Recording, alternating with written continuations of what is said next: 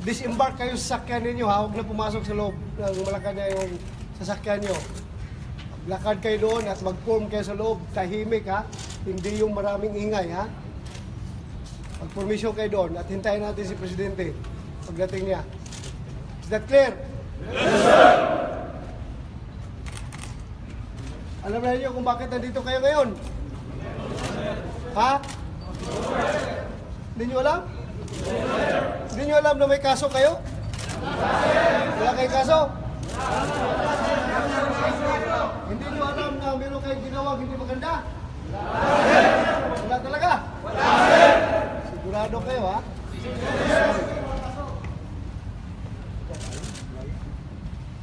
Ano? Load na. Load. Sir, may mga sinasabi ng mga polis na wala naman daw silang kaso, yung iba sa kanila. Sir, very short lang please. Very short. Hindi naman ibig sabihin na walang kaso. Sir, pause ka lang muna. Pause ka lang muna sandali. Merong kaya nga eh. Huwag na yung tot. Pabayaan mo lang. Tumabi. Tabi lang kayo. Tabi. Sige na, para makakuha lahat. Mag-share kayo. Ilan lang? Sir, hindi kami kailangan itulak. Kaya nga eh. Chris! Huwag na kayo magtulak. Wala, pinakuha ko. Chris, pinakuha ko yung kotse. Okay na, game na. Sige. Bilis. Sir, some of them are saying, masama yung loob nila, wala naman daw silang kaso. Kung meron mang kaso, several years ago na napagbayaran na nila. Tapos, masama ang loob nila. Dahil bakit daw yung mga petty offenses, hindi daw naisama sa kanila yung mga talagang mas matitindi at mas heinous or grave crimes. Sino hindi kasama? Kaya nga, hindi kasama yung mabibigat na kaso dahil mga beyond yun. Beyond repair na yung mga tao na yun. Kailangan na talagang tanggalin serbisyo yun. Itong mga grupo na ito, pwede pa ito ma-reform. Mga sinakuha pa ito, mga minor offenses yung mga kaso nila. Hindi naman talagang mga heinous crime. So hindi ko sigurado ha, pero isa-isahin pa natin yung kaso nito. Pero sir, sila'y nakabalandra yung mukha, parang shame campaign to. So what? Anong gusto nila? Ha? So what? Kung makita yung mukha nila, mahiya sila? So what? Anong gusto nilang palabasin? Sir, anong gagawin din sa mga Ha? Ano kung gagawin din sa mga hindi nag-approve? There are around Sir, 50 kulang more ba? absent daw. Mga 50 plus, 49 absent. For pre-charge investigation, sir. Kakasuhan yun. Recharge. They'll be directed to Recharge. Sir, kanina ang tinanong nyo sila kung alam nilang may kaso sila, ang sagot nila no. Hindi nila alam. Wala, hindi nila alam. Naman niya magdi-deny. Record lang.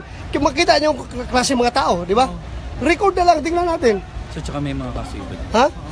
Oo. Yung hindi, yung nagsasabi na wala silang kaso. Pakita niyo yung mga cases. May mga pending cases lahat yan, sir. So may mga those complaints against them and all are being adjudicated now. Kompleto, sir. Kompleto yan, may mga kaso yung, hindi naman lahat, pero yung iba, based on CI reports, counterintelligence reports, na meron silang involvement sa mga illegal na trabaho. Sir, Tulad ng kasama. Tulad ng... Ay, kailangan ko ba bang isa-isahin yan? Basta counterintelligence report nga na Sir, iskalawag. validated po ba? Ha? Like updated siya? Yes, sir. As ongoing po yung iba. Awan ko, paano ko sagutin yung mga tanong ninyo? Sir, may mga pangalan daw patay na nandun pa sa listahan. Yan, nandito ang patay ngayon. Nagreklamo yung patay. Andito ang patay. Pinatawag natin. Wala. Anak ng baka, mga May mga niname out of silang this names. world, na mga kuha niya. Tinanong ko kung may kaso kayo, sabi nila wala. Tinan nyo yung record nito. Andyan yung mga kaso ng... Makita nyo kung anong klaseng ugaling mga tao. Nagdi-deny. Yan ang mga pulis meron tayo. Nagdi-deny. Sir, this is primarily punitive. Ha? Punitive itong gagawin natin sa kanila, sir. Reformatory.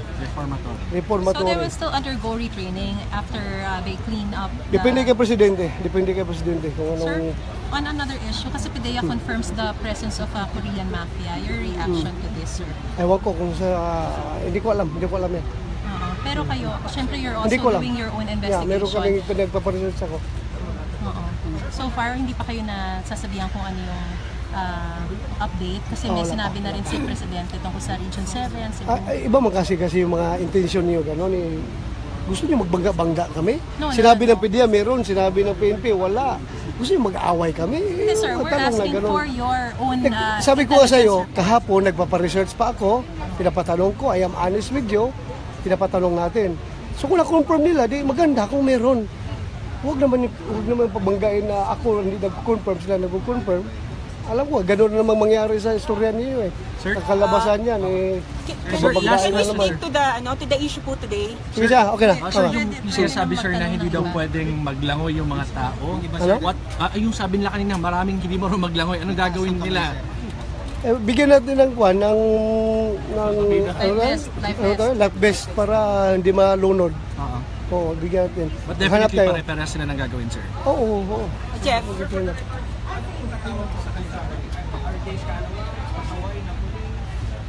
The matter of fact na i-reform sila, meron silang ginawang hindi maganda. Ano pa? Ano pang ibig mo gusto mong sabihin? Anghel? Mga anghel ito, mga bata, mga pulis nito? Oh. Hindi, ayaw ko masabihin mga demonyo. Mga anghel? Basta meron silang kasalanan, meron silang ginawa. Kaya i-reform natin. Sir, for ilang days po sila sa Hindi ko pa alam. Kay Presidente, depende na. Sir, Magbakuan tayo sir, kasi tanong ko lang, balita. kasi kahapon sinabi niya na merong cases pa na pending yung mga pinaaresto na mga political prisoners. Pero ano yun, hindi ba na-cancel yung bail nila or na-cancel ba yung bail nila? Kasi they posted bail when they were given safe conduct passes. Ano ba yun? Hindi na-cancel yung bail nila. That's why they are being asked to be rearrested. I-research ko pa, Mars. I-research ko lang ha. I-research ko pa ha. I-research ko pa. Kay DJ lang tanungin nyo dyan. Sa DJ.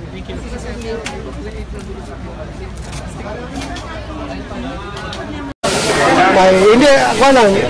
Mga halo-halo yan. May criminal offense. Pero din drugs. Positive sa drugs. Pero akala ko mga minor offense ito. Hindi. Karamihan minor. Yung iba, yung ranging from yung pinakamabigat doon, yung extortion, robbery extortion, hold up, hanggang sa meron. Meron po yung kaso yan. Criminal at saka admin. Itong mga kaso na ito, itong mga karamihan, itong mga 226 nandito ngayon, mga cases ito 2014-2015. You must take note na since pag-upo natin 2016, yung July 1, kumunti na po yung cases against airing personnel. Yan nga, outright pag-upo natin, yung mga ninja cops, pinagtala po natin sa Mindanao, yung mga record, pinagtanggal natin sa pwesto, kaya medyo bumaba na yung ginagawa ng kalokohan. Ito nga kaso ito, 2014-2015. Hindi sa malinis ako ha. Gusto ko lang to set the record straight. Ito mga ito, hindi ito cases ng 2016 na pag-upo natin. Hindi nyo problema. Ha? Sa karamihan nga dito 2014-2015. Yung itong nandito ngayon, mayroon din mga 2016 pero kunti lang. Karamihan talaga. The bulk, 2015. Tumatakbo yung kaso nila. Sir, may ninja cops dito. Ano yung other 20 na to? 2014. Active pa sila, active sa video. Ano ba? Rango ng mga rango. Highest ranking, sir. Tinguan ko Chief Inspector. Major yan eh. Chief Inspector. So, sir, yung may mga criminal cases, under bail sila, kaya nasa labas. Hindi naman, hindi pa. Kung nakasuhan ito ng mga kriminal, tapos lumabas ang bail nila, automatic yan na naka-bailban sila. Pero sa ngayon, wala pang lumabas na mga bail sa criminal case. Hindi naman ito lahat ng criminal. Sir, may iharap din kayo ng colonel, mga general, mga major, mga higher ranking official na may skalawang. Wala man tayong pinipili. Dito nga kayo mga official dito kayo, may medyo dito. Sir, yung narco-cops na nasa mga makapanalistahan ni Presidente, kasama ba sila dyan? Hindi naman, may Manila lang ito. May Manila muna ito. Yung narco-cops ba, probinsya yun? Hindi naman, meron din dito. Pero sa karamihan sa narco cops, pinagtatapo na natin sa Mindanao yung mga ninja cops nga. Lagi na sa Mindanao. Sa kanila, tatapon sila sa... May mga ongoing pa sila na admin at saka criminal case. Sir, at kung wala pa sa court, sir, yung mga criminal case nila, nasa prosecutor kasi apparently, hindi pa nagbe-bail, hindi pa... Wala pang... Alam nyo, wala pa kami control sa prosecution. Kami police lang. Hanggang law enforcement lang kami. Pag nandun na sa prosecution, wala na kami control doon. Sir, MP po, sir, Wala pa rin. Ganun katagal? Merong nakabalik yung na-clear na sa kaso, but still gumagawa pa rin na ganun kalokohan, kaya sinama ngayon dito. Yung pinapa-inventary. hindi naman sama rin dismissal yun pag umuli, kaya recidivist na yun. Eh, nakalusot na eh. Nakalusot na. Beyond our control yan, hindi naman kami... Kaya nandito yung iba para nire-review natin, nire-review yung mga kaso. Tingin niyo po itong Shin campaign would be effective in airing from your Ikaw, what do you think? Hindi po kayo po, hindi po PNP chief, sir. Kung ikaw, tingin mo, maganda ba? Hindi, sir, kayo Maganda po, ba? sir, as official po ng PNP, do you think this will effective? As I have said, kahit anong gagawin ko, para lang malinis itong painting, gagawin ko. Kaya bahala na. Kung napapahiya sila. Kung napapahiya sila, mas damor na napapahiya ako dahil I am their chief. Ibig sabihin, bad egg itong mga tauhan ko. Ibig sabihin, bad egg din ako. Ako rin, napapahiya rin ako. Sir, tingin niyo na magiging effective itong shame campaign? Tulungan nyo kami kung tingin ninyo hindi effective. Tulungan nyo kami. Tulungan nyo kami. Anong gusto nyo? Anong gagawin nila, sir? Ha? Ano exactong gagawin nila dito?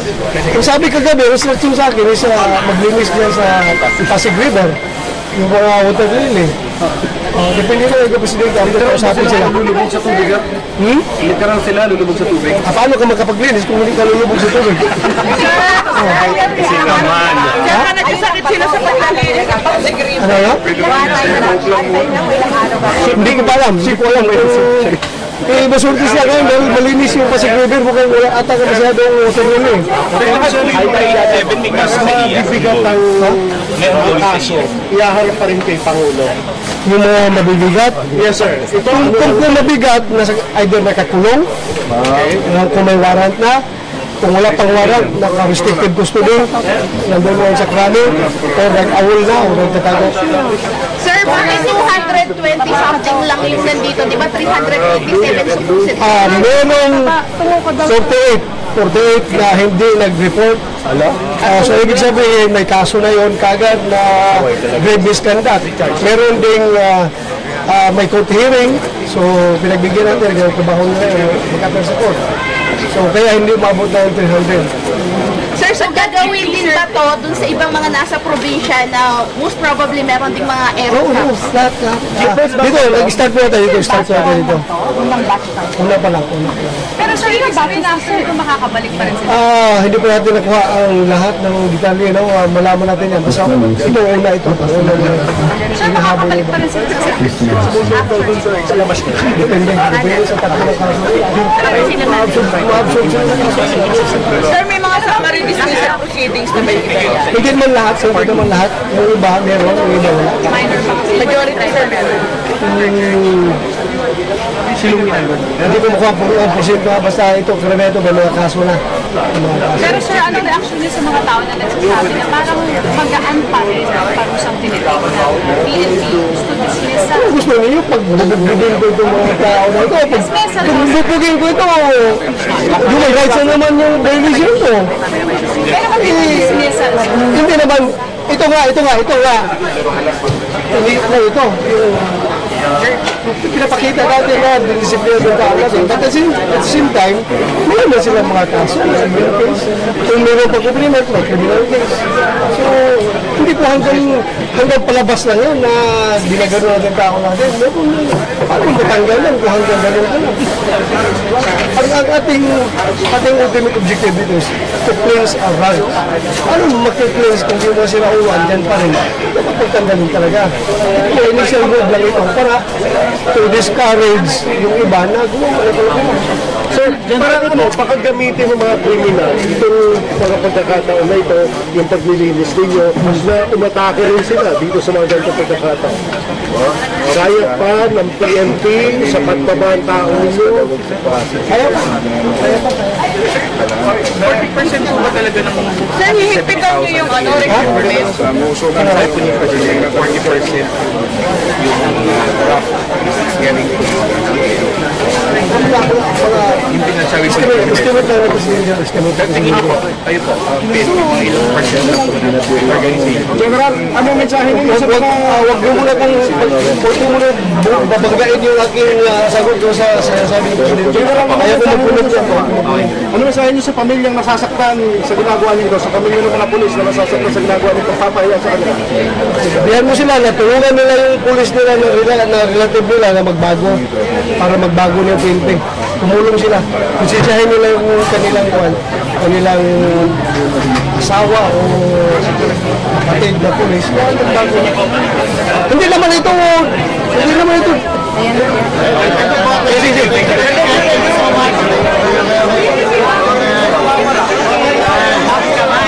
Balik na ulit sa pwesto. Basta na po kami. Kami na ba?